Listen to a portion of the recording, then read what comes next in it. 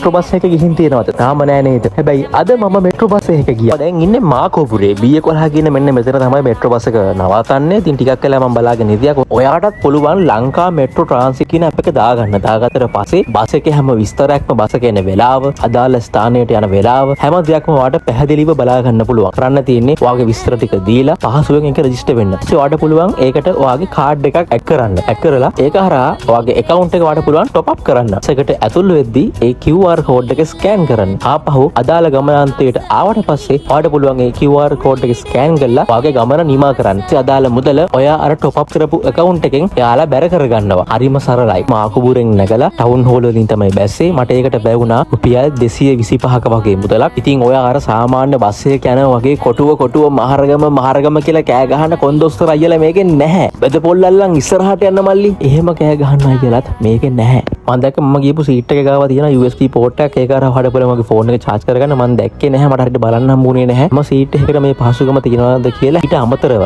ආබාධිත අපේ මාදෘණීය මිනිස්සු වෙනුවෙන් යන්න පුළුවන් අවස්ථාවක් මේ බස් එක තුළ පහසුකම් තිබෙනවා. ඉතින් යාලට වෙනම ස්ථානයක් මේකේ වෙන් කරලා තියෙනවා. ඉතින් බස් එකට නැග්ග වෙලා විදලා බස් එකෙන් බහිනකම් හරි සුවදශීලී සේවාවක් සැපෙව්වා. සමහර විට මේක අඩුපාඩු තියෙයි. තාක්ෂණික ප්‍රශ්නයන් තියෙයි. හැබැයි මේව හදාගෙන ඉස්සරහට යන එකයි අපි හැමෝම අනිවාර්යෙන් කරන්න ඕනේ.